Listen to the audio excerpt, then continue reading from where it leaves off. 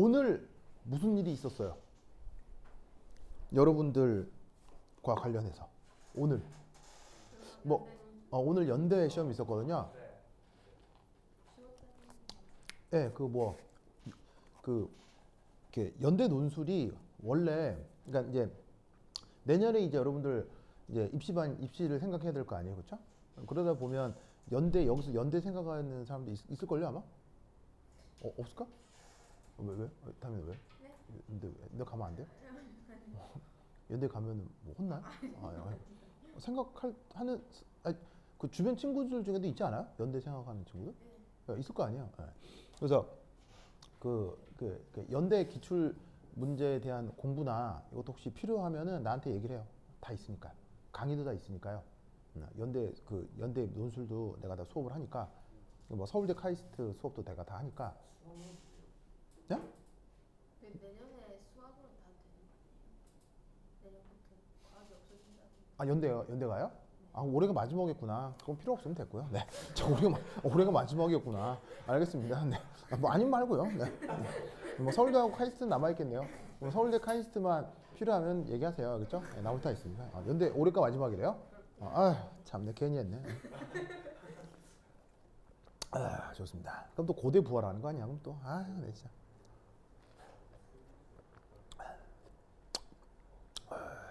하여튼 그렇다. 좋습니다. 연대가 없어졌구나. 고대 없어지던 연대도 없어지는구나. 그건 좀 그렇긴 하네. 자꾸 우리나라가 그 물리화학을 그 등한시하는 것 같아서 그건 좀 가슴이 아프네요. 그러니까 예를 들면은 그 사실은 여러분 학교에서 공부해봐서 알지만 물리학이라는 과목 중요해요, 안 중요해요? 사실은 그 의대 갈 거 아니면 진짜 중요하거든요. 의대 갈 거 아니고 여러분들이 자연과학 쪽에 뭘 하건 물리학은 정말 중요해요. 공대를 가도 그렇고 공대를 갈 때는 더 중요하고. 근데 지금 서울대 입시 같은 경우는 그 어느 과만 물리 시험을 치게? 어느 과만? 서울대 전체가 과가 적겠어요, 많겠어요? 무지막지 하겠죠. 근데 그 서울대 그 많은 학과 중 딱 두 학과만 물리 시험을 봅니다. 물리학과하고 물리교육과.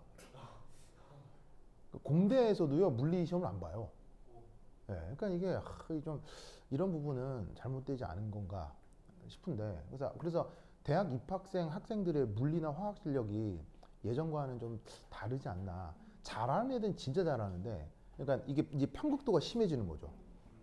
이제 막 국가대표까지 해가지고 막 혼자 하는 애들 있잖아요. 걔들은 교수만큼 잘하고 그게 아니고 예를 들면은 요즘 예를 들어 서울대 전기공학부를 한다. 그러면 사실 원론적으로는 생원, 지학, 원 선택해도 서울대 전기공학부를 갈 수 있잖아요. 그러면 태어나서 단 한 번도 쿨롱 인력 이런 거 뭐 예를 들면은 뭐 쿨롱 인력이나 뭐 F 이퀄 MA 그 다음에 축전지 원리, 병렬 연결, 직렬 연결 이런 거 한 번도 안 해본 애들이 뭐냐면 서울대 전기공학부를 가는 상황이라고요. 원론적으로 그래요. 가능하잖아요. 그렇죠? 그러니까 이게 왜 이렇게 나라 교육 체계가 이렇게 엉망이 됐냐. 이게 너무 가슴이 아픕니다. 엉망이 된 이유가 있죠. 참. 대한민국의 이 교육이 엉망이 된 이유는 교육에 문제가 있는 게 아니에요. 교육에 문제가 있는 게 아니고요. 대한민국의 민주화와 관련이 있는 거예요. 대한민국의 민주화가 안 되기 때문에 이게 교육에 문제가 되는 거예요. 문제가 생기는 거예요. 그러면 예를 들어 이거죠. 예를 들어 봐봐. 소화가 안 되는 이유는 여러 가지가 있을 수 있거든요. 여러 가지가 있을 수 있잖아. 그러면 소화가 안 된다고 소화제만 냅다 처먹으면 치료돼요, 안 돼요? 안 되는 경우가 있죠. 예를 들면 췌장암. 췌장암 걸리면 소화 안 되거든요. 근데 그냥 소화 안 되는 증상이에요. 소화제만 냅다 처먹어요. 그러면 치료돼요, 안 돼요? 안 되잖아요. 뭔 말인지 알겠어요? 그러니까 내 비유를 알겠죠? 즉 우리나라의 민주화의 문제. 여기서의 민주화란 뭐 독재 정권과 싸우는 이렇게 민주운동 그런 민주화도 있겠지만 쉽게 얘기하면 소위 얘기하면 경제 민주화예요. 경제 민주화.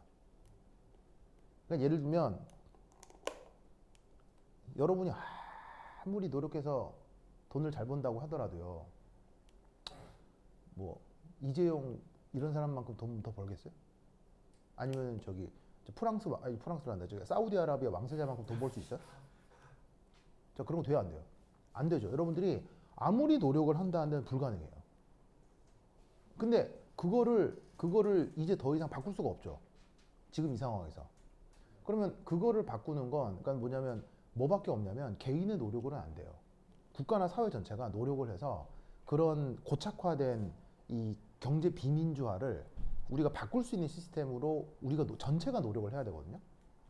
근데 그 전체를 노력을 안 하니까 개인들이 죽기 살기로 더 높은 소득을 얻기 위해 개인들이 고학력을 원하는 거예요.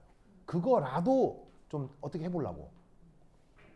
그러니까 교육 체계를 아무리 바꾼다 한들 경제 민주화가 달성되지 않으면 안 되는 거예요. 그러니까 여러분 그 경제 민주화라고 해서 너무 멀리 떨어진 이재용 얘기를 하니까 감이 안 오죠.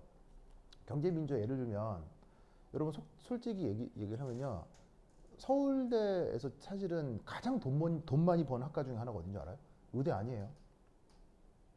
의대 아니에요. 서울대 진짜 돈 많이 버는 학과. 여기 나와서 요 루트 딱 타면요. 돈 쓸 수 있어요. 의대 아니에요. 첫 번째가 원자력공학과예요.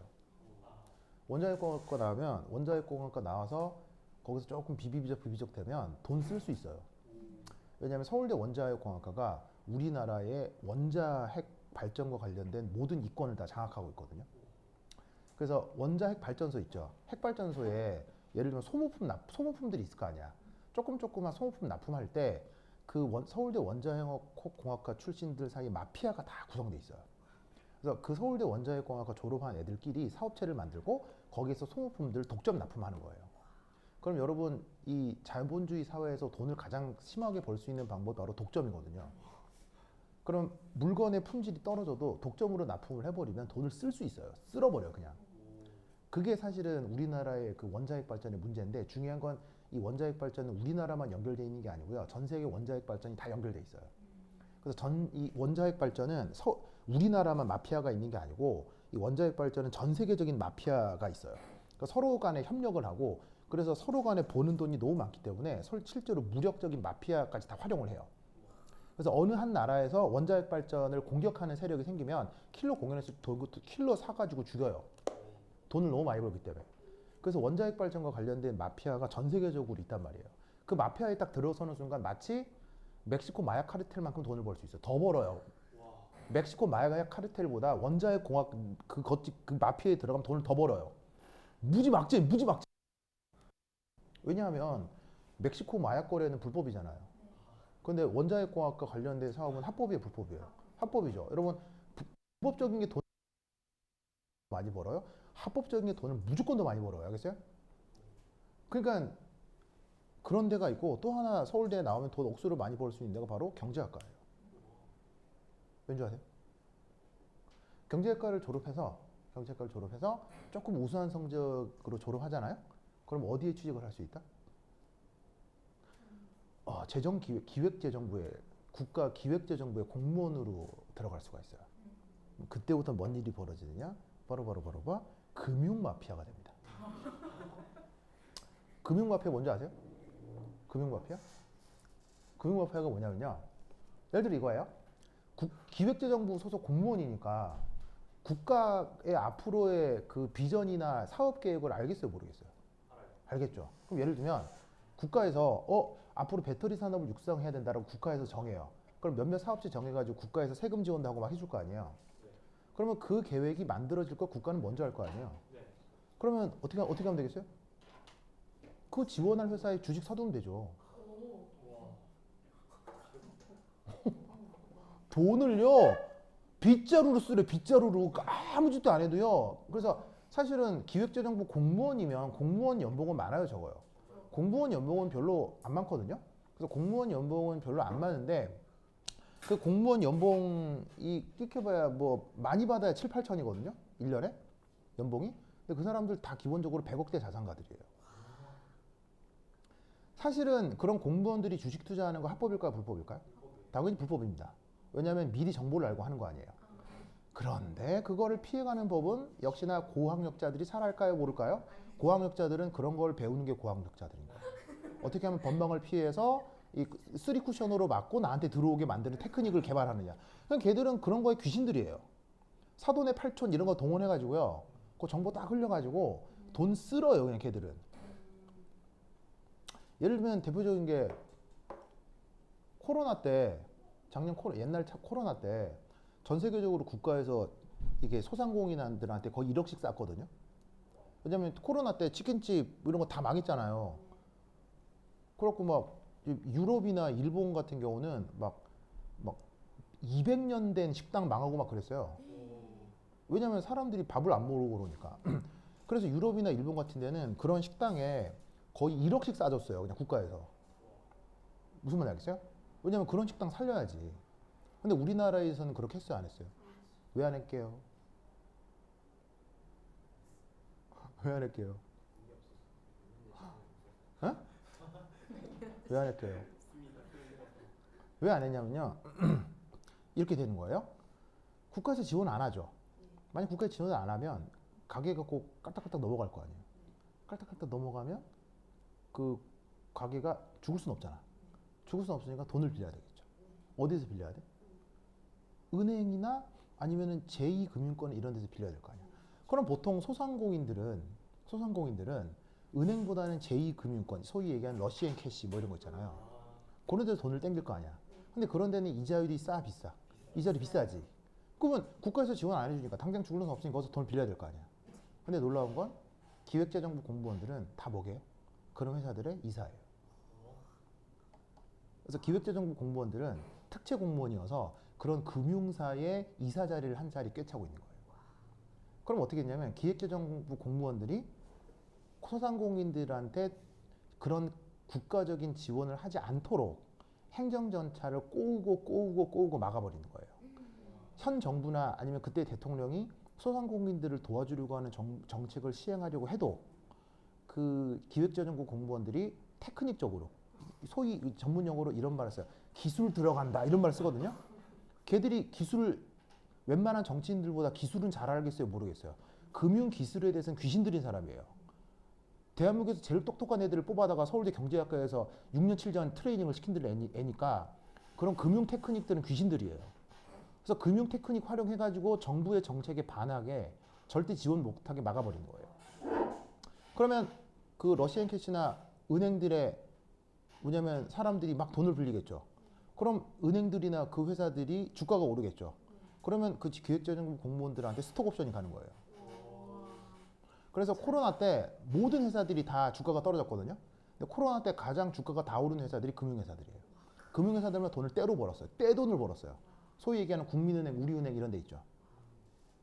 그래서 코로나 때 정부에서 그 소상공인들한테 자금 지원을 못한 거예요. 하기가 어려웠던 거예요. 뭔 말인지 알겠죠? 이런 얘기 처음 듣죠? 이런 문제가 이런 문제가 경제민주화라고요. 지금 얘기 들어보니까 되게 합리적이에요. 굉장히 불합리해요. 굉장히 불합리하죠? 그러니까 여러분 의대 안 가도요 돈 쓸 방법이 있어요. 그런 방법들이 있거든요. 그래서 그런 방법들 필요하면 얘기해드릴 테니까 꼭 의대 안 가셔도 돼요. 알겠죠? 의대 안 가도 돈이 만약에 목적이다 라고 하면 이렇게 하시면 돈을 쓸어 담을 수 있어요. 그리고 그런 루트로 있다 보면 정치인들도 많이 알게 되겠죠. 그러다가 멀끔하게 세탁해서 나중에 은퇴하고 국회의원 나오는 거예요. 그러면 그 경력이 뭐냐면 뭐 서울대 경제학과 나왔어요. 뭐 이렇게 될 거 아니에요. 뭐 그렇게 되면 뭔가 공부 잘하고 똑똑한 사람 같잖아요. 멀끔하게 나오면 괜찮은 사람처럼 보이죠. 하는 짓이라고 하면 그렇게 그 민간의 피를 빨아먹는 그런 짓을 했던 사람이 멀끔하게 세탁해가지고 무슨 정당의 국회의원 후보로 나가지고 우리는 모르고 막 찍어주는 거죠. 그럼 걔가 정치인 되고 걔가 또 다시 자기 금융 쪽 후배들이랑 그냥 싸바싸바 해가지고 또 그런 정책을 계속 유지하는 거예요. 그런 게 우리나라 건국 이래로 70년, 80년 유지돼 있겠죠. 그 뿌리 깊은 금융 마피아 조직이 우리나라에 있다고요. 그래서 그 금융 마피아는 대통령이나 국회 위에 있어요. 꼭대기 있어요. 꼭대기. 자기들은 그렇게 생각해요. 검사 판사보다 더 위에 있어요. 왜냐하면 검사 판사도 돈 없으면 그냥 보통 사람이에요. 그 금융 마피아들은 돈을 직접 만지기 때문에 금융 마피아들이 허락하지 않으면 검사든 판사든 예산이 안 나올 거 아니에요. 그 예산 다 금융 마피아들이 짜거든요. 그 사실은 우리는 잘 모르는데 대한민국 권력의 꼭대기에는 그 금융 마피아들이 있어요. 그래서 그걸 청산하려고 많은 사람들이 노력을 했거든요. 미국에선 누가 노력했겠어요? 그럼 미국에도 금융마피아 있겠었겠어요? 있겠죠. 미국은 더 무서워요. 무시무시한 애들이 있어요. 근데 그걸 최초로 손댄 애가 누구예요? 이거 고쳐야 되겠다. 손댄 애. 미국에서. 그게 존 F 케네디 대통령이에요. 그래서 존 F 케네디 대통령 어떻게 돼요? 암살되죠? 죽인다니까 얘들은. 진짜 무서운 애들이에요. 그래서 금융마피아는 한 국가에서 가장 무서운 애들이에요. 그러니까 민주화의 문제가 이런 게 있고 그런 것 때문에 대한민국은 학교율이 높고 그래서 뭐 사교육 어쩌고저쩌고 하는 거예요. 그건 아까도 얘기했죠? 소화 안 된다고 소화제만 백날 쳐먹으면 효과가 있겠냐고. 교육에 문제가 있다고 교육제도만 냅다 바꾸면 효과가 있다 없다? 없다니까요. 무슨 말 알겠죠? 하여튼 그렇다. 그래서 혹시 내년에 또 연대에서 화학을 한다고 하면 나한테 얘기하면 자료를 다 드릴게요. 알겠죠? 아니 어제까지 내가 연대 수업을 하고 왔었거든요. 그래가지고 어제까지 했어. 어제까지 연대 수업을 하고 와가지고 그래서 갑자기 생각이 나서. 자, 갈바니셀. 자, 얘는 물질들의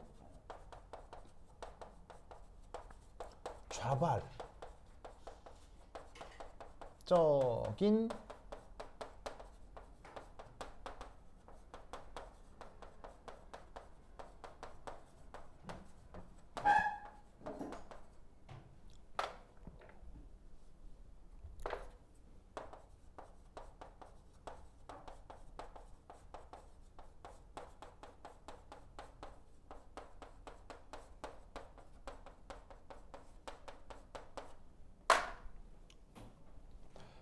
그래서 물질들의 자발적인 산화환원 반응을 활용을 해서 거기서 전기 에너지를 꿀꿀 뽑아내는 그런 배터리를 갈바닉 셀이라고 하거든요. 요거에 대한 최초의 연구를 한 사람이 그 이탈리아 화학자 갈바니라는 사람이어서 그 이거 I가 아니고 Y거든요. 갈바니라는 사람의 이름을 형용사로 바꿔가지고 갈바닉 셀이라고 부른 거예요. 알겠죠? 자, 말이 좀 기니까 산화 영어로 뭐라고 하죠? 산화 영어로 옥시데이션이라고 하죠. 그 다음 환원 영어로 리덕션이라고 하죠. 근데 아시다시피 산화와 환원은 따로따로 일어나요? 항상 같이 일어나요? 항상 같이 일어나기 때문에 산화환원 반응을 줄임말로 뭐라고 쓰죠? 산화환원 반응을 줄임말로? 항상 같이 일어나서 이 줄임말로 빨간소 반응이라고 얘기를 해요. 빨간소 반응. 그래서 여기에 환원의 리드, 그 다음에 산화의 옥스, 요거를 따서 리독스 리액션이라고 합니다. 알겠죠? 저 리독스 리액션은 그 굉장히 유명한 표현이어서 영한사전에도 소개가 됩니다. 영한사전으로 나오기 때문에 저 단어는 진짜로 사용하는 언어입니다. 단어입니다. 아시겠죠? 그래서 저기에 있는 이 산화환원 반응은 앞으로 내가 레독스 리액션이라고 쓸게요. 그렇죠? 자, 그래서 이제 이 녀석은 그 물질들의 자발적인 산화환원 반응을 활용하는 것이기 때문에 이 갈바닉 셀은 물질들이 소모되면 어떻게 되겠어요? 그냥 끝나는 거예요. 그렇죠? 물질들이 소모되면 끝이에요. 물질들이 없어지면 끝이에요. 더 이상 전기 에너지를 만든다, 못 만든다? 못 만든다. 그래서 여러 가지 예시들이 있을 수 있는데 첫 번째, 가장 유명한 거. 얘를 뭐 딱 두 개만 들게요. 그렇죠? 갈바닉스의 예를 두 개를 들게요. 첫 번째.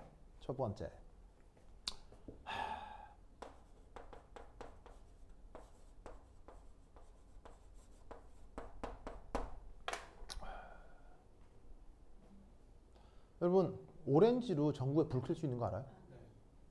오렌지로. 자, 어떻게? 자, 짜자자잔. 오렌지. 여기다가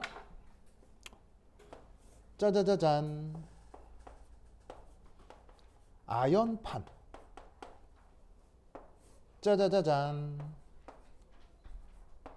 구리판 놓고 여기다가 전구를 세팅하면 어떻게 되죠? 반짝반짝반짝반짝 불이 들어온다 이런 말이지.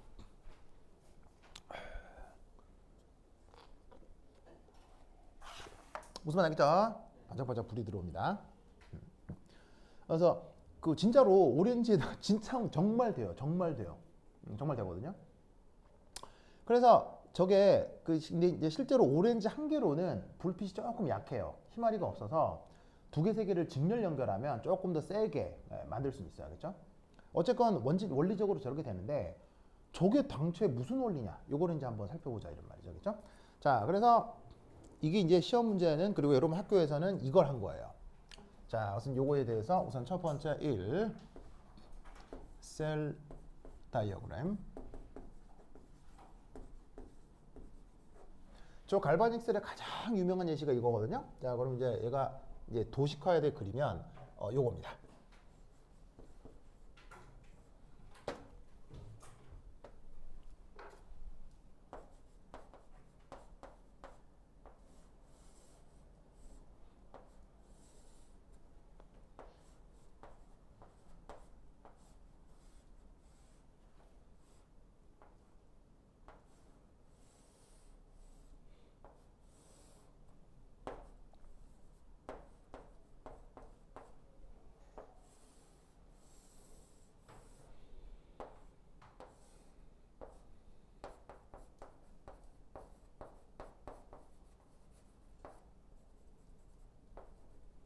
조 안에 원리만 땄으면 요겁니다. 물론 저게 정확하게 일치하진 않고요. 결정적 차이가 있긴 한데 뭐 그것까지 모르셔도 되고 어쨌건 저 녀석의 특징만 잡았으면 요런 모델로 그림을 그려낼 수 있습니다. 알겠죠? 자, 이제 여기서 이제 어떤 일이 벌어지느냐? 두 번째, 자, 어떤 일이 벌어지느냐? 자, 한번 살펴보면 이 전극 반응. 우선 뭐부터 한번 해봐야 되냐면 전극 반응. 첫 번째가 금속의 이온화 경향이라고 하는 게 있죠. 기억나요? 금속의 이온화 경향.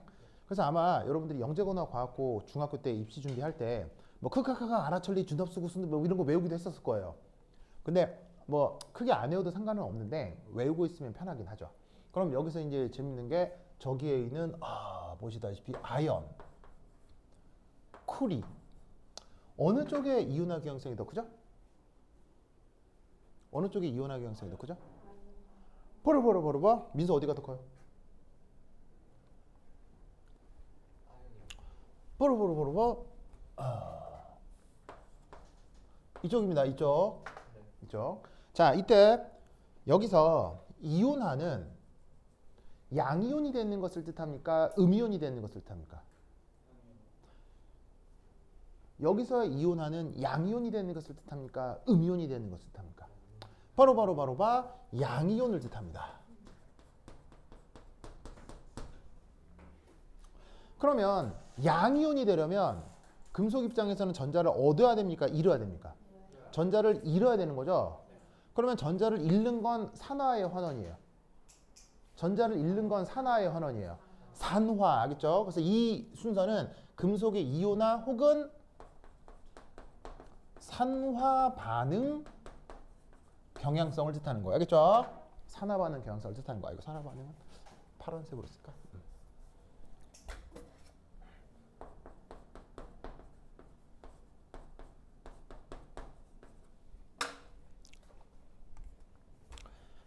자, 그래서 옛날에는 이걸 막 외우게 했는데 외우지 말고요. 이거 하나만 기억하면 돼요.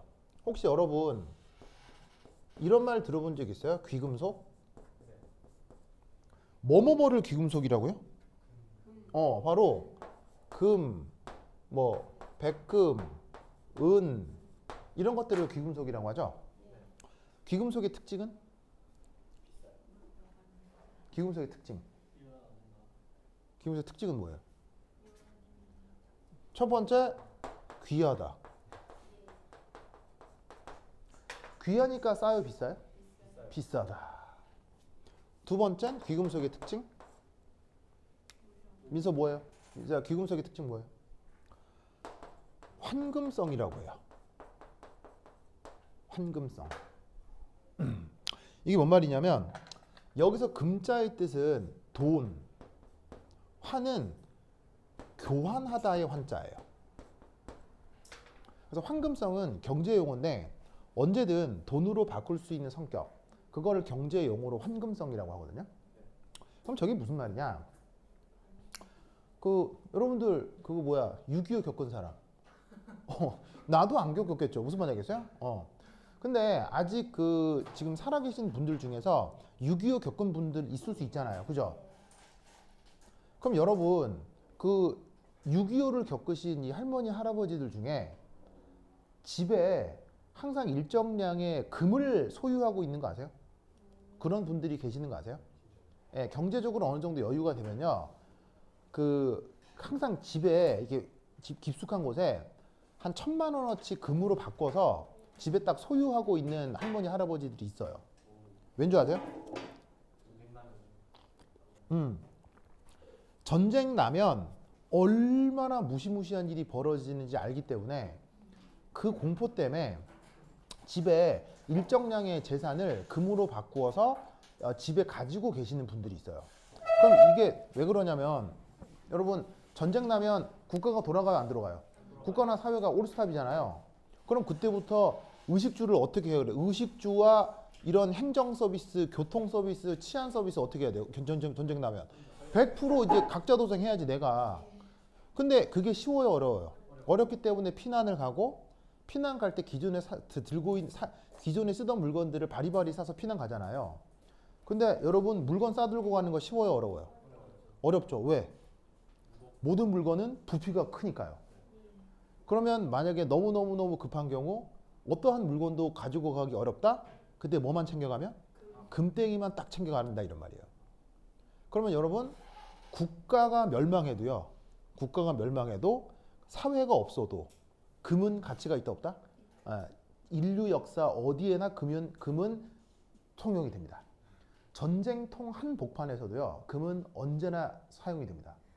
그래서 어떻게 하냐면 또 금은 또 재밌는 게 딱 가지고 다니다가 필요한 만큼 뜯을 수 있죠. 뜯어서 뭐처럼 사용할 수 있어요? 화폐. 그런 성격을 갖는 게 금이라서 이 전쟁을 한번 겪으신 분들은 너무 무서워서 전쟁이 그렇게 해두는 분들이 종종 있어요. 무슨 말 알겠죠? 아니면 집에 벙커를 만들거나. 그래서 나온 영화가 기생충이에요. 기생충에 보면 그 부잣집 밑에 지하에 벙커 있었잖아요. 그게 거짓말 같겠지만 부잣집들 중에 그런 벙커가 있는 집들 많아요. 근데 우리는 그런 부잣집들하고 관계가 있다 없다? 그런 관계가 없기 때문에, 그 정도로 부자인 사람들을 우리가 만날 일이 별로 없기 때문에 그렇게 벙커가 있는 걸 상상을 못 하는데, 억수로 부자들은 그렇게 벙커를 다 지어놓고 삽니다. 그래서 살아남은 사람 중에 한 명이 이병철 회장이고요. 이병철 회장이 누구예요? 이건희 할아버지. 이건희 회장 아버지. 그 다음에 이재용 할아버지. 삼성 창업주가 이병철 회장인데, 그 이병철 회장이 6.25 때 당연히 북한군한테 잡혔으면 어떻게 돼? 인민군한테 잡혔으면 총살일 거 아니에요. 그러니까 어떻게 하냐면 이병철 회장이 그동안 모아놓았던 보물들, 이병철 회장이 보물들 억수로 많이 모아놓은 거 알아요? 그래서 대한민국의 모든 국보급 유물, 그리고 또 그거 알란가 모르겠는데 로댕에 생각하는 사람 있죠? 그거 어디에 있게요? 그 로댕에 생각하는 사람이 그 조각 있잖아요. 그 조각이 원래 독립작품이 아니죠. 로댕의 지옥의 문이라고 하는 원래 작품에 꼭대기에 달려있는 괴가 그것만 따로 떼가지고 만들어 놓은 게 로댕에 생각하는 사람이에요. 근데 원래 로댕의 작품은 로댕에 생각하는 사람보다 걔가 달려있는 지옥의 문이라고 하는 작품이 있는데, 이게 왔다예요. 이게 왔다예요. 왔다. 이거 누가 가지고 있게요? 로댕의 지옥의 문. 삼성이 가지고 있습니다. 정말입니다. 근데 삼성이 한 번도 공개를 안 했습니다. 높이가 이 천장만 해요. 무지막지한 대공이에요. 엄청난 큰 작품이에요. 이게 왜 삼성에 있냐면 그게 로댕이 그거를 조각해서 만든 게 아니고요. 틀을 만들어서 거푸집에 넣어서 이 뭐냐면 여러 작품을 찍어낼 수 있는 거거든요. 그래서 프랑스 정부에서 로댕 사후에 그 틀을 프랑스 정부가 구매를 했어요. 로댕은 프랑스의 국가적 인물이거든요. 국가적 예술가예요. 그래서 로댕의 그 틀을 구매를 해서 프랑스 정부가 외교적으로나 아니면 경제적으로 이익이 될 만한 국가나 사람들에게 몇 작품씩 분양을 했어요. 그 중에 하나가 삼성 이건이에요. 이병철이에요. 그래서 이병철 회장을 통해서 그 로댕의 그 생각하는 사람이 달려있는 생각하는 사람도 엄청난 작품이잖아요. 그게 달려있는 지옥의 문이 삼성이 있어요. 근데 삼성은 그걸 한 번도 공개한 적이 없어요. 즉 삼성은 그 지하 수장고에 전 세계적 작품들 많아요. 왜냐면 모네의 수련 시리즈 다 있어요. 예, 프랑스 국보급 작품들 삼성 다 가지고 있어요. 어마어마한 집단이에요. 그래서 그 이병철 회장이 6.25 때 그 보물들이 집에 있을 거 아니야. 그걸 보관할 벙커가 집에 있었다니까. 그 보물들하고 이병철 회장이 같이 숨어 있었어 이렇게. 누구 피하려고? 인민군 피하려고. 그래서 부자들은 그렇게 한다니까. 뭐 여하튼. 알겠죠? 그래서 그런 성격을 환금성. 그러면 봐봐. 언제든 편하게 돈으로 바꾸어 쓰려면 화학적으로 어떻게 돼야 되겠어요? 화학, 물리적 반응성이 어떻게 돼야 될까요? 커야 되겠어요? 작아야 되겠어요? 극도로 작아야 되겠죠? 그래야 아무 때나 띄워줘도 보관이 되고 하니까 돈으로 사용될 수가 있다고요. 예를 들면 되게 귀한 금속 중에 뭐가 있냐면 우라늄 같은 거 있거든요. 우라늄 비싸요. 우라늄이 금보다 양이 더 적어요. 우라늄 비싸요. 근데 여기 우라늄 반지하고 다녀야 안 돼요. 우라늄 반지하고 다니면 어떻게 되겠어요? 방사능 막 나가지고 뭐 손가락 썩어 뚝 떨어지겠죠. 무슨 말 알겠어요? 그 우라늄의 그 뭐냐면 방사능 나온 건 아직도 이제 화학 반응도 아니고 물리 반응이잖아요. 그런 거는 황금성이 있다는 거예요, 없다는 거예요? 그런 황금성이 없지. 그러니까 황금성이 있으려면 물리적으로 화학적으로 반응성이 어떻게 돼야 돼? 거의 없어야 돼. 그걸 우리가 뭐라고 불러? 귀금속. 중에 누구도 포함되냐면 구리도 포함돼요. 구리도. 그래서 이 구리가 다른 말로는 준귀금속으로 분류가 돼요. 그래서 여러분 의외로 구리 싸게요, 비싸게요? 구리 비쌉니다. 구리가 비싸서 예를 들면 고압전선들이 다 구리로 돼 있잖아요. 고압전선들이 거의 순도 99.99%의 구리로 돼 있는데 그 고압전선들이 1m당 얼마쯤 하게요? 이게 물론 이게 약간 가격 변동이 있지만 1m당 한 10만 원에서 20만 원 사이 하거든요. 그러면 굉장히 큰 돈은 아니지만 10m짜리면 얼마 된다요? 10m짜리면 200만 원 돈 된다는 얘기예요. 그래서 옛날에 우리나라 경제 되게 안 좋았을 때 그 IMF 미국에 의한 IMF 약탈이 시작됐을 때 우리나라에서 막 엄청나게 많은 사람들 자살하고 막 실직하고 그랬잖아요. 그때 몇몇 사람들 중에 전선 잘라간 사람 있었다는 거 얘기 들었어요? 몇몇 사람들 고압전선 올라가가지고 목숨 걸고 전선 잘라가가지고 고물상에 팔고 이런 사람이 있었어요. 그래서 10m만 자르면 200만 원이야. 그러니까 당장 한 달 생활비는 되는 거지. 그러니까 그 정도로 얘도 이런 성격을 갖는다 이런 말이에요. 그러면 기본적으로 얘들은 이온화 경향성이 크다는 얘기야, 작다는 얘기야? 작다. 무슨 말 알겠죠? 작다. 그러니까 앞으로 저런 배터리를 봤을 때 금, 은, 백금, 은, 구리 뭐 이런 애들이 나오면 기본적으로 쟤들은 금속의 이온화 경향성이 작은 것이다. 이렇게 생각하면 된다고요. 알겠죠? 그리고 심지어 얘들은 뭐보다도 이온화 경향성이 작냐면 슈쇼. 알겠죠?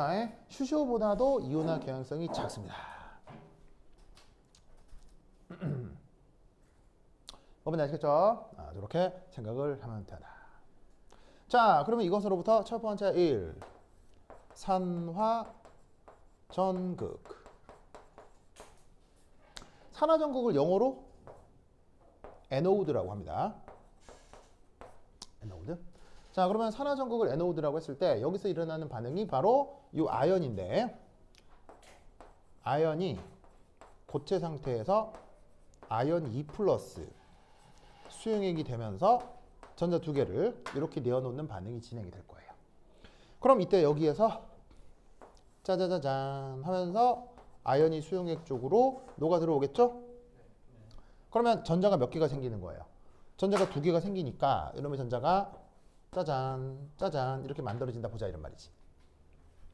알겠죠? 자, 그럼 이때 여기에서 짜잔 이렇게 스위치 ON을 하게 되면 자, 이렇게 만들어진 전자의 속성을 우리는 무슨 전자라고 할 수 있을까요? 얘는 진짜로 자유전자입니다. free electron. 그래서 물리학에서 얘기하는 자유전자, 그 자유전자입니다. 알겠죠? 그럼 쟤들은 어떻게 되냐면 ON 하면 이제 자유전자들이 반대쪽 전극으로 이동을 한다 라고 생각을 하는 거죠. 그래서 그렇게 일어난 이 아연 전극을 그래서 산화 전극이라고 합니다. 자, 그럼 이제 산화 전극 됐고, 자, 요 위에 지워도 되겠어요?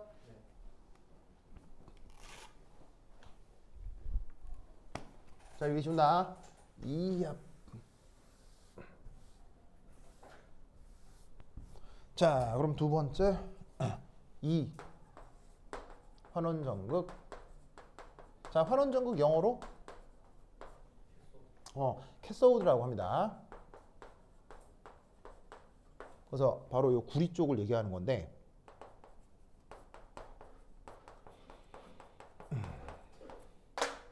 자, 그러면 스위치 ON 했으니까 생성된 자유전자가 반대쪽 전극을 타고 이렇게 이동해 올 거 아니에요. 그죠? 이동해 올 거 아니야. 자, 그럼 여기서 여러분 내가 항상 하는 얘기 산은 누구 찾아가고? 염기. 염기는 누구 찾아가고? 산. 플러스는 누구 찾아가고? 마이너스 누구 찾아가고? 그렇지. 그럼 여기 난데없는 자유전자가 나타났죠. 그럼 자유전자는 플러스예요, 마이너스예요? 마이너스면 얘는 누구 찾아가겠어요? 플러스. 그럼 여기에 플러스가 있느냐? 네, 바로 H2SO4. 얘가 산 중에 또 강산이죠. 강산이기 때문에 이 녀석은 이온화를 잘 할 거고 그러면 어떻게 될 거냐면 여기에 H 플러스, H 플러스, SO4 E 마이너스 등의 저런 이온들이 있을 거라 이런 말이죠. 무슨 말씀인지 아시겠죠? 자, 그럼 다시 한번 얘기를 하면 마이너스는 플러스 찾아가요? 마이너스 찾아가요? 마이너스는 플러스 찾아가죠? 플러스 역시 마이너스 찾아가죠? 그러면 여기서 어떻게 되냐면 여기에 있는 요 H 플러스가 전자가 자유전자가 있는 구리극판 쪽으로 이압 하고 이동을 하는 거예요. 무슨 말 알겠죠? 그러면 어떻게 된다? 여기에서는 환원 전극에서는 첫 번째 1 수용액 중 H 플러스 수용액 중 플러스 입자인 H 플러스가 구리 극판으로 확산되는 거죠. 알겠죠? 이때 어떤 생각을 할 수도 있냐면 이 마이너스 자유전자를 보고 아연 E 플러스가 이동할 수 있지 않느냐라고 생각해 볼 수도 있죠. 그건 왜 별로일까요? 자, 얘들이 이동할 수도 있지만 얘도 양이온이니까 얘도 이리 갈 수 있지 않나요? 왜 H 플러스가 이리 간다고 생각하죠?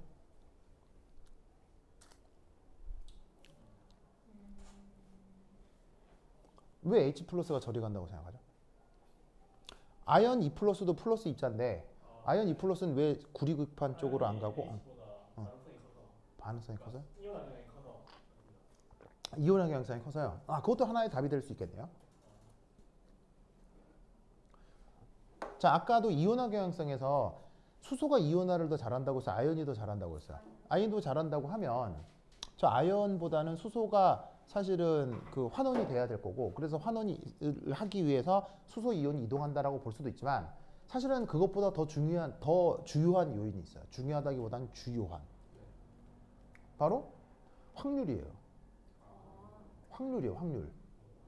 무슨 말이냐면 확률이요. 잘 봐요. 만약 예를 들어서 얘가 얘가 지금 0.1몰 수용액이라고 해봐요. 0.1몰 수용액에 뭐 100ml라고 해봐요. 그럼 몇 몰 있는 거예요? 몇 몰 있는 거예요? 두 개 산하면 10ml몰이잖아요. 그러면 10ml몰이면 0.01몰이죠. 0.01몰이죠. 그럼 얘는 개수로 치자면 6 곱하기 10의 21승계죠. 10의 23승이니까 1몰이 10의 23승이니까 0.01몰이면 21승계 될 거 아니에요. 그만큼의 황산이 있는 거예요, 이 안에. 어? 근데 지금 아연은 몇 개 있어요? 한 개 있잖아요. 지금 한 개 나왔을 때 얘기하는 거 아니에요. 얘 몇 개 있고요? 한 개 있고요. 얘는 21승계 있고요. 당연히 누가 반응할 확률이 훨씬 더 크겠어요. 무슨 말 알겠죠? 그래서 이온화 경향성도 그렇지만 확률적 측면에서 하나 떨어져 나온 아연은 한 개밖에 없어요. 이거 광활한 우주에 입자 하나 있는 거예요. 그냥 제 입장에서는. 근데 저기 수소를 포함한 황산은 21승계가 있으니까 당연히 누가 반응을 할 수밖에 없다? 수소이온이라는 거예요. 무슨 말 알겠죠? 그래서 이제 어떤 일이 벌어지느냐? 이런 일이 벌어지지.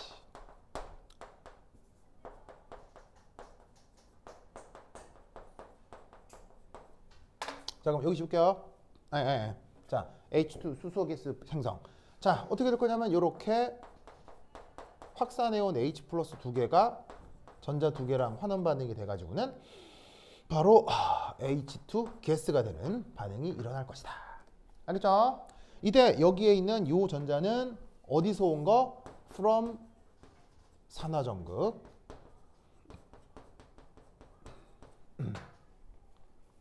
아시겠습니까? 알겠죠? 그래서 이것으로부터 우리는 어떤 생각을 해볼 수가 있냐면 3. 전체 반응. 자, 전체 반응은 산화 반응하고 환원 반응이 동시에 진행되면 되죠? 뭐만 일치되면 여기에 있는 소모되고 사용된 뭐냐면 받아들여지고 내놓은 전자기수만 일치하면 되는 거죠. 그럼 위아래 더하면 전체 반응은 ZN 솔리드 EH 플러스 한 다음에 ZN2 플러스 그 다음에 H2 가스 요런 반응이 전체 반응이 될 거다 이런 말이죠. 아시겠죠? 혹시 패러데이 법칙 있어요? 패러데이 법칙 안 했어요? 물리에서요? 물리에서 했어요? 화학에서는 안 했어요? 오케이, 패러데이 법칙은 언급 안 하셨네요. 자, 어쨌건 알겠죠? 자, 여기에서 그러면 이 아연 전극이 그러면 물리 시간에서 얘기하던 플러스 전극이 있어요, 마이너스 전극이 있어요? 얘가 마이너스 극이 되겠죠? 왜 마이너스 극이죠? 바로 마이너스 극이 전자를 생성하니까요. 그럼 반대쪽 구리 전극은 마이너스 극이겠어요? 플러스 극이겠어요? 플러스 극이겠죠. 왜? 여기에서 전자를 소비하니까요. 아시겠죠? 그러면 이때 전자는 아연판에서 구리판으로 이동하잖아요. 그럼 전류는 어디서 어디로 이동한다고 하면 돼요? 전류는 구리에서 아연 쪽으로 전류가 이동한다라고 생각하면 되죠? 관습적으로 전류의 이동 방향은 전자 이동 방향이랑 어떻게 잡았어요? 관습적으로. 반대 방향으로 잡았죠? 무슨 말 알겠죠? 그래서 이 경우 전류는 구리에서 아연 전극 쪽으로 이동한다라고 얘기하면 된다고요. 뭐만 아시겠죠? 그렇죠? 그러면 이게 여기에 있는 이 오렌지에서는 무슨 일이 벌어지느냐? 아연판 그대로고요. 구리판 그대로 하겠죠? 그리고 여기서 아연판은 그러면 시간이 지날수록 질량이 증가하겠어요? 질량이 감소하겠어요? 아연판은 질량이 감소하겠죠? 그래서 여기에 있는 아연은 점점 질량이 줄어들 거고요. 자, 반면에 구리판은 질량이 어때요? 자, 구리판 자체는 반응해요, 안 해요? 구리판은 반응하지 않기 때문에 구리판은 질량이 그대로 유지가 되겠죠. 이런 것도 물어볼 수 있습니다. 그렇죠? 그 다음 그럼 여기 이게 오렌지에다가 아연판하고 구리판을 꽂아두면 이런 식으로 불이 나오는 이유가 뭐 때문이겠어요? 이 아연판, 구리판은 똑같은데 오렌지에 무슨 상황 때문에 이렇게 똑같이 구동이 되는 걸까요?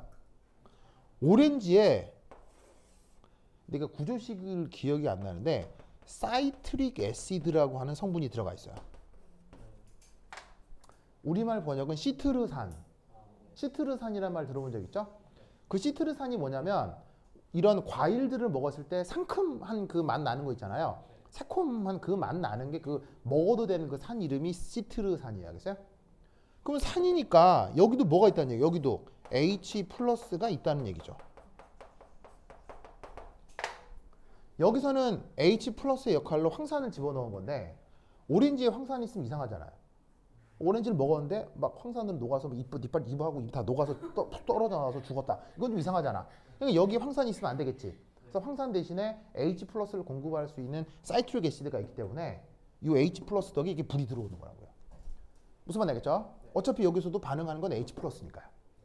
그래서 오렌지에 불이 들어오는 건 저것 때문이고 그걸 도식화해서 이렇게 표현을 한 거야. 뭔말 알겠죠? 그렇죠? 자, 여기까지 쓰세요. 빨리 쓰세요. 빨리 쓰세요. 아, 예, 또 질문. 저 Z10 플러스가 떠나 나오고 전자가 나오잖아요. 제가 그냥 ROH 플러스라고 나왔어요.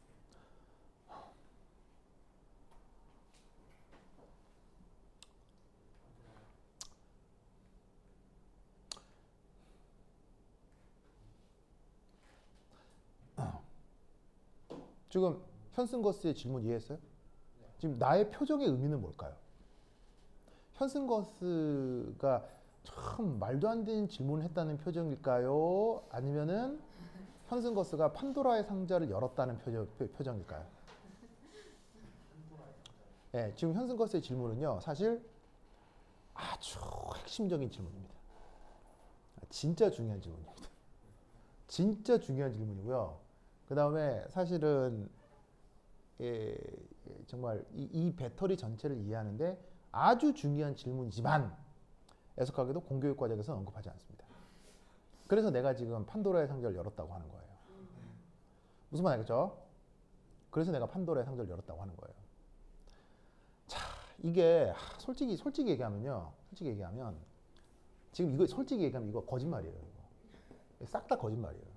실제로 이거 하면 될까요, 안 될까요? 실제로 만들면 안 됩니다. 이거 구동 안 됩니다. 근데 내가 왜 이따위 걸 생각하면 그럼 내 머릿속에는 어떤 생각이 들겠어요? 아, 이거 틀렸는데 말도 안 돼. 내가 이거 한심하게 이런 걸 가르치고 있네. 이런 생각을 하면서 지금 하고 있거든요. 실제로는요. 근데 왜 여러분 학교 선생은 이런 걸 수업 시간에 하고 앉았을까요? 이게 하이탑에 나와서 그래요. 하이탑에 잘못 나와 있는 내용인데 보통의 고등학교, 중고등학교 교사들은 그 하이탑에 나와 있는 내용들이 잠식되어 있기 때문에 거기 나와 있는 내용에 대한 진위를 판단하지 않고 그냥 수업을 해요. 이거 일반화학책이나 전기화학책 이런 거 나올 거야, 안 나올 거야? 분석화학책 이런 거 나올 거야, 안 나올 거야? 일반화학책이나 분석화학책에는 뭐라고 되어 있는지 아세요? 일반화학책이나 분석화학책에는 뭐라고 되어 있냐면요. 이런 배터리에 대해서 분석화학책에는 뭐라고 되어 있냐면요. It doesn't work well 이라고 나와 있어요. 분석화학책에는 저 해놓고 it doesn't work well 이라고 되어 있어요. 실제로 구동 안 된다고 되어 있습니다. 근데 이 틀린 얘기를 왜 하고 있을까요? 바로 공교육 과정에 이게 나와서 그렇고 여러분들은 그냥 이거 외우면 된다는 거예요. 학교 선생님도 그대로 했으니까요. 근데 묘한 거는 이렇게 해놓으면 안 됩니다. 근데 이건 됩니다. 이건 됩니다. 이건 실제로 됩니다. 그럼 어떤 차이냐? 여기는 그냥 맹물의 수용액이잖아요. 근데 솔직히 오렌지라고 하는 과일은 순물질이에요? 무지막지한 혼합물이에요? 무지막지한 혼합물이죠. 그래서 어떤 일이 벌어지냐면 이런 일이 벌어져요. 실제로는요. 자, 아까 내가 뭐라 그랬어? 산은 누구 찾아가고? 염기 찾아가고. 그 다음에 플러스는 누구 찾아가고? 마이너스. 그럼 잘 봐. 여기 자유전자 생겼지? 생겼지? 그러면 얘가 왜 이리 갈 때까지 굳이 기다려야 돼? 뭔지 알겠어요? 그냥 얘가 이리 가도 되지 않나? 어차피 10에 21승계나 있으니까. 실제로는 어떻게 되냐면요. 수소기체가 이리 가서 반응합니다. 그래서 이리 가서 바로 반응하기 때문에 자유전자가 이리 갈 일이 없어요. 그리고 아시다시피 여러분 잘 봐요. 물리 시간에 배웠잖아. 그러니까 다 물리를 잘해야 되는 거야. 물리를. 자, 이렇게 배터리 연결했어요. 여긴 저항이 있고, 아니 뭐 여긴 저항이 있고, 여긴 저항이 없다고 쳐요. 그럼 전류는 무조건 어디로 흘러요? 전류는 이렇게 흐르죠. 그럼 생각해봐라. 자유전자가 뿅 만들어졌어. 자유전자가 뿅 만들어졌다. 근데 여긴 전기저항 있어 없어? 있잖아. 근데 자유전자 뿅 만들어졌다. 여기에 표면에 H 플러스가 붙어 있을 거 아니야. 이만큼 많으니까. 그럼 자유전자는 굳이 전기저항이 있는 쪽으로 간다 안 간다? 갈 이유가 없지. 그래서 전자는 여기 있고 H 플러스는 여기서 바로 반응한다고. 그래서 사실은 H 플러스는 여기서 반응하고 끝나요. 여기 불 안 들어옵니다. 실제로는. 지금 현승거스가 지금 뭣도 모르고 이걸 지금 건든 거예요. 근데 왜 여기서는 불이 들어오느냐? 이게 귤이지 않았죠, 귤. 그럼 여러분 귤 딱 보면 이 안이 액체가 하나로 덩어리로 돼 있어요. 그 안에 귤 왜 내부 껍질 안에 이게 용액들이 이렇게 패킹 이렇게 돼 있어요.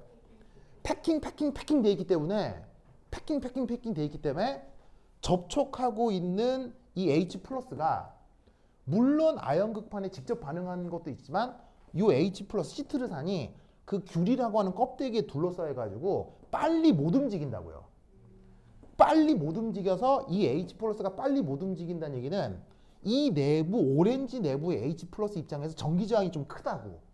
그러니까 일부의 자유전자가 어떻게 될 수 있다? 일부의 자유전자가 회로 바깥으로 흐를 수가 있는 거예요. 그러니까 회로 바깥쪽으로 흐를 일부의 자유전자가 있기 때문에 여기서도 수소기체가 발생을 하면서 불이 들어오는 거죠. 즉 실제 만들어낼 수 있는 이런 화학전지와 이걸 개념적으로 만든 이 녀석은 차이가 있다고요. 실제로 이렇게 하면 안 됩니다. 근데 된다고 얘기하는 내가 참 한심한데 현승건스가 그걸 건든 거예요.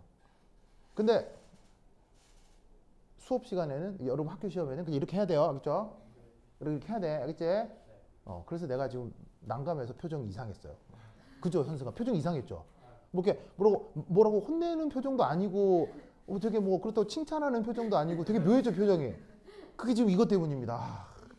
그래서 현승이가 지금 판도라의 상자를 열었는데 애석하게도 이건 중요한 내용인데 시험에는 안 나오기 때문에 내가 얘기를 안 하려고 했는데 현승이가 하여튼 그래요. 네. 그래서 사실은 항상 어린아이와 같은 백치와 같은 상태의 사고방식을 갖는 게 중요해요. 현승이가 모르잖아요. 좀 모르는 애니까 지금 저런 질문을 한 거야. 뭐 아는 게 없으니까 저기 이제 사실 무서운 질문을 한 거야. 정말입니다. 그래서 사실은 더 배우고 더 잘 알기 위해서는 백치 상태의 질문을 할 수 있어야 돼요. 네, 사실은 그게 무서운 겁니다. 무서운 건데 그런 백치 상태의 질문을 할 때 막 깔아 누르는 사람들이 있어요. 야, 너는 그런 것도 모르냐? 그런데 그렇게 대응하는 사람들은 기본적으로 뭘 잘 모르는 사람들이 그런 거예요. 그래서 이제 나의 표정의 의미를 알았죠, 이제? 그래서 진짜 무서운 질문에서 내가 지금 표정이 묘했던 거예요. 근데 그렇게 답안지는 이렇게 써야 돼, 그냥. 이렇게 써야 돼. 이렇게 써야 돼, 알겠죠? 이렇게 써야 돼. 이게 교육자로서 너무 가슴이 아프지만 하여튼 뭐 이렇게 하여튼 시험을 쳐야 되니까. 알겠죠? 자, 이렇게 됐죠? 됐죠? 자, 그래서 여기 지운다. 지우자. 쓱. 쓱.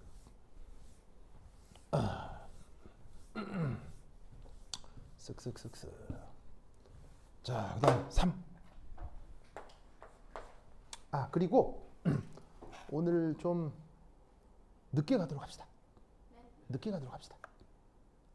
늦게 마시나요? 네. 얼마나요? 12시 반? 12시 반? 그래서 엄마 아빠 오실 거면 여기 전화를 하셔야겠죠? 12시 반. 왜? 민서 싫어요? 싫죠. 요거하고 그거 퓨얼셀도 해야 되거든요. 근데 퓨얼셀 보니까 그 잘 이해 못하게 돼 있네요. 이해 잘 안 되게 학교 선생님이 써두신 것 같아가지고. 알겠죠? 학교에서 딱 한 것만 할게요. 알겠죠? 근데 시간이 좀 필요하니까 12시 반에 끝나요. 알겠죠? 다미나 괜찮아요? 승우 괜찮아요? 도우 괜찮아요? 왜 또? 도우는 왜? 뭐라고요? 일찍 가고. 끈적 가서 뭐 하려고요? 게임하려고 그러는 거 아니에요? 자, 하여튼 봅시다. 자, 세 번째. 세 번째는 라인 노테이션 한번 해볼게요. 노테이션. 라인 노테이션. 자, 라인 노테이션. 민수 어디 가요? 진짜로요? 자, 라인 노테이션이 뭡니까? 라인 노테이션. 바로바로 뭐냐면 이겁니다. 셀에 대한 체계적 표시법. 이 라인 노테이션입니다. 자, 이 라인 노테이션 어떻게 쓰냐면요. 첫 번째 1, 이제 우선 이제 첫 번째 1, 이렇게 표시법입니다. 첫 번째는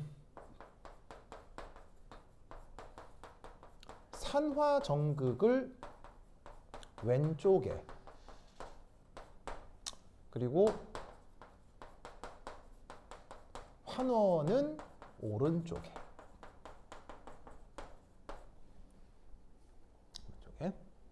그 다음 두 번째 상태.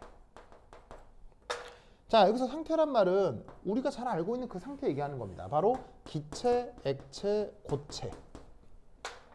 알겠죠? 기체, 액체, 고체. 그 상태를 얘기하는 겁니다. 도훈, 이게 이렇게 그 나라 이름 표정을 하고 있어요. 또 지금 좀 늦게 간다고 지금 화난 거죠? 진짜. 좀 봐요. 지금 시험 잘 받을 거 아니에요. 자, 상태가 다른 것끼리 접해 있는 경우 요 표시로 구분합니다. 짝대기 표시로요. 이 짝대기 표시를 라인이라고 표현한 거예요. 알겠죠? 그래서 배터리를 표현하는 가장 기본 표현하는 체계적 방법에 라인 노테이션이라고 있는데 이런 의미로 표현하면 되는 거예요. 그리고 세 번째가 뭐냐면 세 번째가 구경꾼 이온은 생략할 수 있습니다. 생략할 수 있습니다. 생략 안 해도 그만이고요. 뭐 해도 그만이고요. 알겠죠? 대신 생략하면 조금 더 뭐 간단해지겠죠. 그렇죠? 자, 그러면 예를 들어 지금의 경우 이렇게 한번 생각을 해보죠. 자, 산화정극 어디예요? 산화정극? 아연이잖아요. 그럼 여기다가 산화정극을 오른쪽 왼쪽 어디? 왼쪽에. 그러면 ZN을 딱 쓰고요. 그것의 상태를 표기해 줍니다. 그리고 이 라인 노테이션은 또 하나 명심할 거, 반드시 상태를 표기해야 됩니다. 이 상태 빼먹으면 감점입니다. 알겠죠? 왜 반드시 상태 표기를 해줘야 되냐면 그거에 따라 이 라인을 넣기 때문인 거예요. 알겠죠? 그러면 아연 고체 극판이니까 당연히 금속 극판이니까 고체겠죠?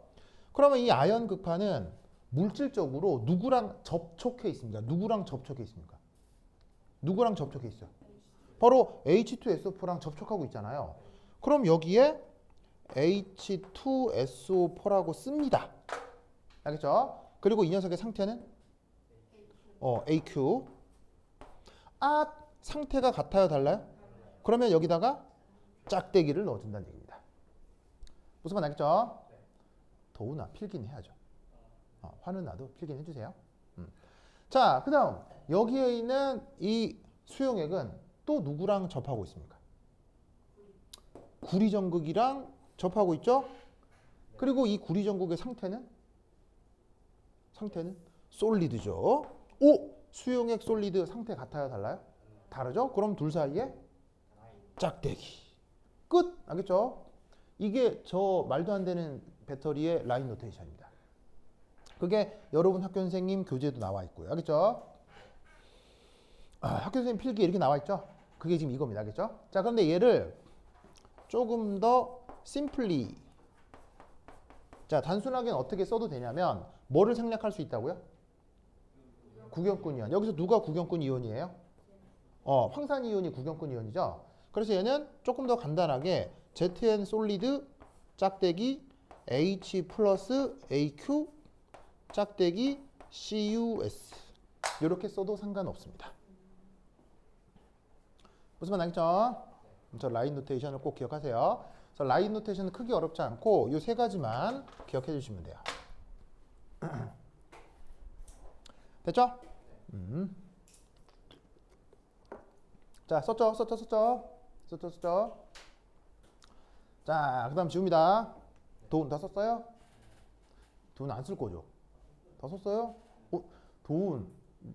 내가 도운을 봐온 지난 7, 8개월 동안 오늘 굉장히 화난 표정이에요. 우리 얼마나 됐죠? 네. 아, 그런가요? 저 오빠 저런 것까지 막 트집을 잡잖아 지금. 진짜. 자, 나 지울게요. 자, 준다. 이약. 그다음 뭐 해야 될까요?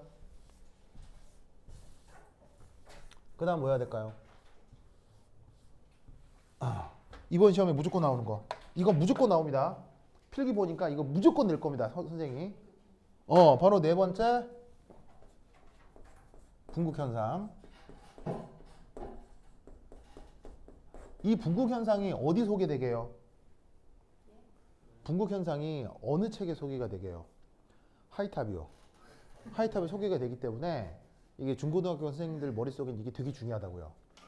굉장히 중요하다고요. 물론 사실은 뭐 공학적으로도 안 중요한 건 아닌데 사실은 뭐 화학적 관점에서 그렇게 중요한 건 아닌데 하이탑에서 막 설명을 하고 있는지라 교사들 머릿속엔 이게 아주 꽉 박혀 있어요. 그래서 경남뿐 아니라 창원에도 매년 시험 나와요. 매년. 이거 시험 꼭 나와겠지? 꼭 나와. 자, 이게 뭐냐? 자, 아까 여기서 자유전자가 구리급판으로 온다라고 구라를 쳤을 때, 그렇죠? 쳤을 때 플러스 마이너스를 보고 H 플러스가 이동한다고 했잖아요. 그럼 이동한 다음에 얘하고 반응해서 뭐가 될까요? 얘하고 얘가 반응을 해서 바로 이놈이 사라지고 얘도 사라지고 여기서 수소 기체가 되어 이렇게 탁 붙을 거 아니에요. 그죠? 기체가 생성이 되겠죠. 그래서 어떻게 되냐면 1. 환원 반응을 통해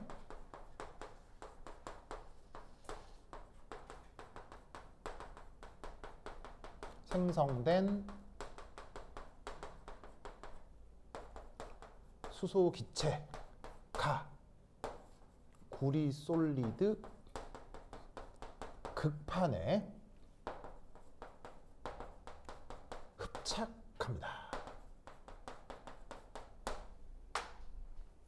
들러붙습니다. 사실은 저 한 문장으로 이 한 문장 있죠. 요걸로 한 3시간 수업을 할 수 있어요. 굉장히 사실은 중요한 내용이거든요. 이게 수소기체가 자 구리 같은 금속을 무슨 금속이라고 해요? 전이금속이라고 하죠. 사실은 구리뿐 아니라 수소기체는 모든 종류의 전이금속에 잘 달라붙습니다. 아주 잘 달라붙습니다. 그것을 뭐로 설명하냐면 그것을 바로 분자궤도 함수로 설명할 수 있습니다. 그래서 실제로는 수소기체가 구리극판에 그냥 들러붙는다라고 얘기했지만 실제로는 아주 아주 약한 배위결합을 형성합니다. 그래서 수소 분자하고 전이금속 사이에 배위결합이 잘 되기 때문에 수소 분자는 전이금속 표면에 기본적으로 잘 달라붙거든요.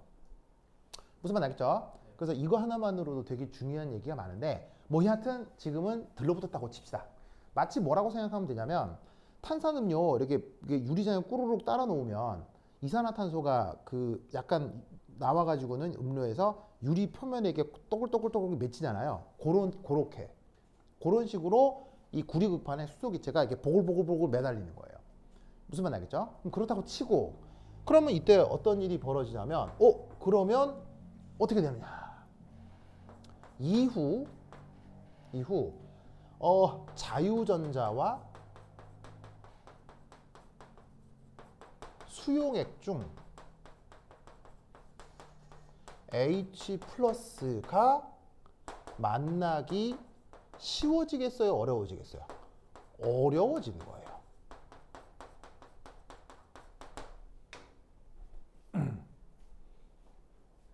저 무슨 말인지 알겠어요? 얘는 자유존재할 거 맞고 그러면 마이너스고 플러스 두 개가 만나야 되는데 이 수소 기체가 주변을 뚝 둘러싸고 있으면 기체라고 하는 건 기본적으로 전기 저항이 클까요? 작을까요? 기체는 전기 저항 커요? 작아요? 기체는 전기 저항이 가장 크죠. 가장 크죠. 전기 저항이라고 하는 게 뭐예요? 물질을 통해서 전자가 이동하는 걸 우리가 전도도라고 전도 현상이라고 하는데 기체는 기본적으로 물질이 있는 거예요? 물질이 별로 없는 거예요? 기체는 물질이 별로 없기 때문에 기체는 열전도건 전기전도도건 잘 된다? 잘 안 된다? 잘 안 돼요. 그 전도도 역수를 취한 게 뭐예요? 전도도 역수를 취한 게. 그게 저항이죠? 물리 시간에 배웠잖아요. 전도도 역수를 취한 게 그거 뭐냐면은 그 전기 저항 상수잖아요. 그러니까 뭐냐면 기체는 기본적으로 열전도도하고 전기전도도가 극도로 낮아요. 혹은 전기 저항이 아주 크다고요. 그러니까 이게 기체가 이렇게 쭉 둘러싸고 있으면 마치 중세성에 이렇게 해자 파놓은 것처럼 해자 알아요? 해자? 해자 알아? 해자? 해자 몰라? 이게 캐슬이 이렇게 있으면 적들이 침입할 거 아니야. 그럼 어떻게 하냐면 요 주변을 이렇게 물로 파 이렇게 물로 파가지고 이게 다리 하나만 딱 두고 여기서만 왔다 갔다 이렇게 하게. 무슨 말인지 알겠어요? 그러면 여기만 딱 막으면 이게 물이니까 못 올라오잖아. 이렇게 파놓은 이거를 해자라고 한다고. 해자. 무슨 말인지 알겠어요? 이게 중세성 방어 기술이죠. 알겠죠? 근데 이제 이것도 나중에 뭐 대포나 미사일 나오면서 소용이 없어지죠. 뿅 쏘면 와장창 깨지니까. 뭐 여하튼 이렇게 중세 시대 때 방어 기술인데 어쨌건 그런 해자처럼 이 수소 기체가 작용을 하는 거예요. 그럼 만나기 쉬워져요? 만나기 어려워요? 만나기 어려워지니까 어떻게 되겠습니까? 점점 전류가 증가하겠어요? 감소하겠어요? 줄어든다 이런 말이죠.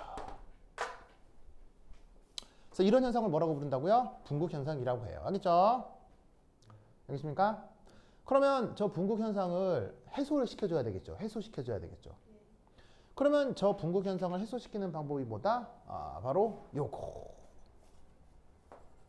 이게 뭐 이렇게 이런 말을 쓰기도 하는데 감극제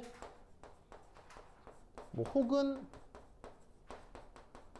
소극제를 사용합니다. 여기 이제 희한한 말이 나왔는데 영어로는 디폴러라이저라고 하는데 그 뭐 우리말로는 감극제, 소극제 이렇게 번역이 돼 있어요. 이는 뭐냐면 이러한 분극 현상을 해소시키는 물질을 사용한다. 를 사용한다 해도 상관은 없는데 저 구리 극판 쪽에 첨가해 줍니다. 살짝 떨어뜨려 준다 이런 말이죠. 무슨 말씀인지 아시겠죠? 자, 그러면 어떻게 되느냐? 이런 물질로 보통 누구를 사용하냐면 MnO2를 사용하거나 H2O2 과산화수소를 사용합니다. 그래서 두 가지 다 쓸 수 있습니다. 알겠죠? 여러분 학교 선생님 교재도 나오고요. 알겠죠? 그리고 사실 이 소극제, 감극제라고 하는 테크닉은 어디에도 들어있겠습니까? 어디에도 들어있겠습니까? 사실은 건전지에 들어있습니다. 건전지에서도 실제로 수소기체가 발생하거든요. 근데 수소기체가 계속 건전지 내부에서 발생하면 저렇게 전류나 전압이 감소하는 현상이 나타나겠죠. 그래서 사실 건전지 내부에 저런 물질을 씁니다. 근데 이제 뭐는 잘 안 쓰겠어요. 이건 잘 안 쓰겠죠. 왜? 터진다 그랬죠, 이거. 위험하기 때문에 보통 실생활의 물질들에서는 소극제로 얘를 좀 더 많이 쓰고 원리적으로는 얘도 되는 거예요. 그러면 얘하고 얘를 쓰면 뭔 일이 벌어지느냐? 깜짝이야. 얘하고 얘를 쓰면 뭔 일이 벌어지느냐? 첫 번째는 1. MnO2를 쓰면요. 저기에 있는 수소기체 얘랑 반응을 해가지고 뭐가 되냐면 요게 만들어지고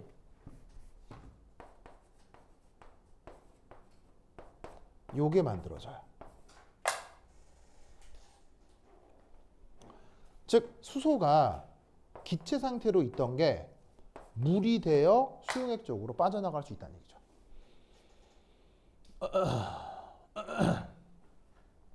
알겠죠?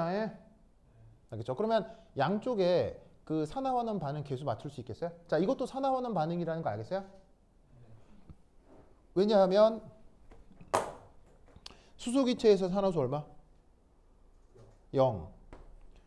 H2에서 수소 산화수 얼마? 수소 산화수가 1 플러스죠? 그 다음 여기서 망간 산화수 얼마? 4 플러스겠죠? 여기서 망간 산화수 얼마? 3 플러스겠죠? 그러니까 여기도 지금 산화수가 변해요, 안 변해요? 변하고 있기 때문에 이 또한 무슨 반응이다? 이 또한 산화하는 반응이겠죠? 그럼 이거 완성시킬 수 있겠어요? 완성하면 여기 망간 2개 있으니까 여기 2 넣어주고 그럼 산소 4개 있죠? 산소 4개 있으니까 여기다가 4 해주고 그럼 여기에다가 2, 4, 8이니까 4 이렇게 해주면 되겠네요. 맞나? 그래서 얘는 뭐 의외로 금방 맞춰집니다. 알겠죠? 이게 가능하고요. 현승거스 오케이? 이해했어요? 그 다음 두 번째는 자 만약에 과산화수소를 썼다. 그럼 얘가 수소기체랑 반응한다. 그럼 뭐가 되겠어요? 과산화수소를 썼다. 그리고 수소기체랑 반응한다. 그럼 뭐가 되겠어요? 바로 그냥 H2가 되겠죠? 그렇죠?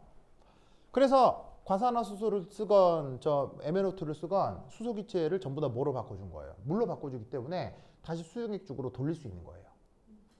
이해하시겠죠? 이런 역할을 하는 게 뭐다? 감극제, 소극제라고 한다. 됐죠? 이게 학교 선생님 교재에 언급이 되어 있기 때문에 분명 나올 거예요. 그렇죠? 꼭 기억해. 알겠지? 꼭 기억해. 오케이, 됐다. 그러면 한 10분 쉬었다 하도록 하겠습니다. 화장실 갔다 오세요.